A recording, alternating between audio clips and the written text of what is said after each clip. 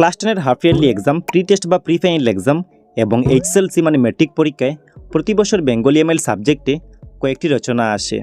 আর এখান থেকে তোমাদেরকে যে কোনো একটি রচনার আনসার করতে হয়, আর মার্কস দেওয়া থাকে 8। সো এই ভিডিওতে আমি 2024 বর্ষের half yearly exam, pre test বা প্রি ফাইনাল এক্সাম এবং মোস্ট ইম্পর্টেন্টলি 2025 বর্ষের এইচএসএলসি মানে মেট্রিক পরীক্ষার জন্য তোমাদেরকে কতগুলো ইম্পর্টেন্ট বেঙ্গলি এমএল সাবজেক্টের রচনার নাম বলে দেব। যদি রচনাগুলোর আনসার তোমরা ভালো করে শিখে নাও, তাহলে এখান থেকে তোমরা রচনাগুলো এক্সামে কমন পাবে। তার সঙ্গে আমি তোমাদেরকে বলে দেবো যে তোমরা কীভাবে এই রচনাগুলোর আনসার এক্সামে লিখে ফুল মার্কস স্কোর করবে। সো ভিডিওটি তোমাদের জন্য অনেক ইম্পর্টেন্ট একটি ভিডিওটি এক সেকেন্ড স্কিপ না করে তোমরা দেখতে থাকবে এবং এই ভিডিওটি দেখা মাত্রই তোমরা তোমাদের বন্ধুদের সঙ্গে মাস্ট একবার শেয়ার করবে।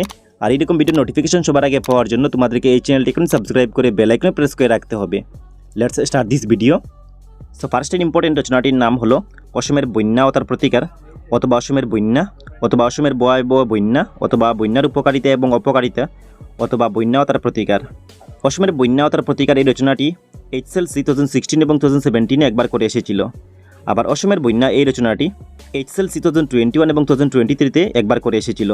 আর তোমরা মনে রাখবে যেখানে অথবা দেওয়ার মানে হলো এসব কটি রচনার কিন্তু আনসার একটি হবে, শুধু এখানে নামগুলো চেঞ্জ করে দেওয়া হয়েছে।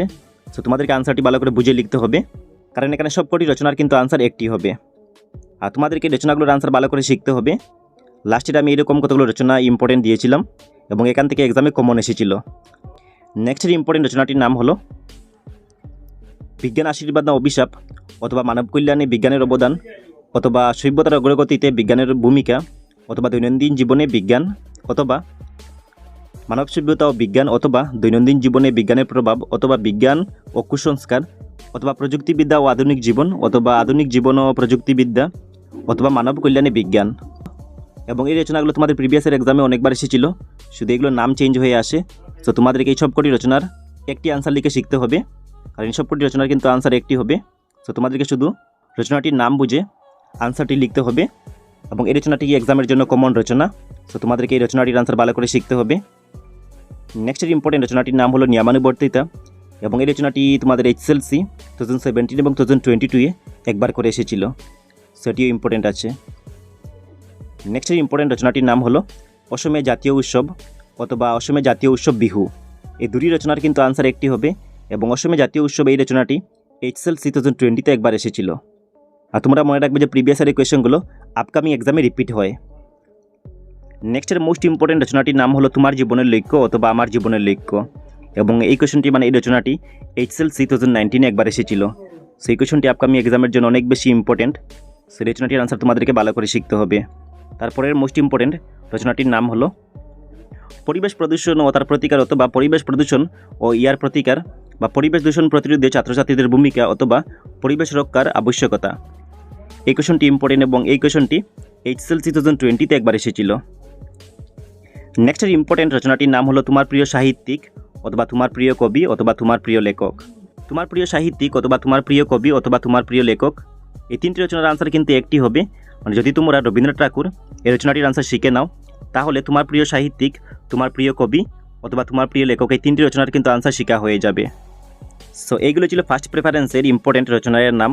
এবং নেক্সটে আমি তোমাদেরকে অ্যাডিশনাল কতগুলো ইম্পর্টেন্ট রচনার নাম বলে দিচ্ছি, এবং তোমরা প্রথমে ফার্স্ট প্রেফারেন্সের রচনাগুলোর আনসার ভালো করে শিখে নেবে, দেন তোমরা এই অ্যাডিশনাল রচনাগুলোর আনসার ভালো করে শিখে নিও। সো অ্যাডিশনাল রচনার মধ্যে প্রথম রচনাটির নাম হলো তোমার জীবনের স্মরণীয় ঘটনা। তারপরের রচনাটির নাম হলো অসমের পর্যটন শিল্প, এবং তারপরের কমন এবং ইম্পর্টেন্ট রচনাটির নাম হলো তোমার প্রিয় গ্রন্থ বা তোমার প্রিয় বই। সো এখানে আমি তোমাদেরকে বলে দিই যে তোমরা কীভাবে রচনাগুলোর আনসার এক্সামে লিখে ফুল মার্কস স্কোর করবে। সো তোমাদেরকে প্রথমে রচনাগুলো স্টার্ট করতে হবে ভূমিকা দিয়ে, এবং রচনা অনুযায়ী মিডিলে তোমাদেরকে কতগুলো পয়েন্ট লিখতে হবে, এবং শেষে তোমাদেরকে উপসংহার দিয়ে রচনাটি শেষ করতে হবে। সাপোজ তোমাদের এক্সামে অসমের বন্যা ও তার প্রতিকার এই রচনাটি আসলো, তাহলে তোমরা এই রচনাটির আনসার লেখার সময় প্রথমে ভূমিকা দিয়ে স্টার্ট করতে হবে, এবং নেক্সটের রচনার মধ্যে তোমাদেরকে বাকি পয়েন্টগুলো অ্যাড করতে হবে। সেরকম তোমাদেরকে বাকি পয়েন্টগুলো অ্যাড করতে হবে, এবং লাস্টে তোমাদেরকে উপসংহার দিয়ে রচনাটির আনসার শেষ করতে হবে। সেইভাবে এক্সামে আনসারগুলো লিখলে ফুল মার্কস স্কোর করা যায়। আই হোপ তোমরা বুঝতে পেরেছো। এবং তারপর যদি তোমাদের এক্সামে আসে তোমার জীবনের লক্ষ্য, তাহলে তোমাদেরকে আনসারের মধ্যে লিখতে হবে আমার জীবনের লক্ষ্য। বা যদি আসে তোমার জীবনের স্মরণীয় ঘটনা, তাহলে তোমাদেরকে আনসারের মধ্যে লিখতে হবে আমার জীবনের স্মরণীয় ঘটনা। এইভাবে তোমাদেরকে এসএটির নাম আনসার শিটে লিখে পুরো আনসারটি কমপ্লিট করতে হবে, মানে এসএটির আনসার কমপ্লিট করতে হবে। আই হোপ তোমরা বুঝতে পেরেছো। তারপর যদি কোনো ডাউট থেকে থাকে আমাকে ভিডিওটি কমেন্ট বক্সে গিয়ে কমেন্ট করে জানাবে। আর আমি এই চ্যানেলে তোমাদের half yearly exam, pre test বা প্রি ফাইনাল এক্সাম এবং এইচএসএলসি মানে ম্যাট্রিক পরীক্ষার জন্য ইম্পর্টেন্ট কোয়েশ্চেন আনসারের ভিডিও আপলোড করে থাকি। তো তোমরা ভিডিওগুলো সবার আগে পাওয়ার জন্য এই ভিডিওটিতে লাইক করতে হবে এবং এই চ্যানেলটিকে সাবস্ক্রাইব করে বেল আইকনে প্রেস করে রাখতে হবে। আর এই ভিডিওটি তোমরা তোমাদের বন্ধুদের সঙ্গে শেয়ার করবে, তার সঙ্গে তোমাদের হোয়াটসঅ্যাপ গ্রুপে শেয়ার করবে। আমি এই চ্যানেলে তোমাদের এইচএসএলসি এক্সামের জন্য অনেকগুলো ইম্পর্টেন্ট কোয়েশ্চেন আনসারের ভিডিও আপলোড করে রেখেছি। তো ভিডিওগুলো পাওয়ার জন্য তোমাদেরকে এই চ্যানেলের প্লেলিস্টে ভিজিট করতে হবে। তো তোমরা প্লেলিস্টে কীভাবে ভিজিট করবে দেখে নাও।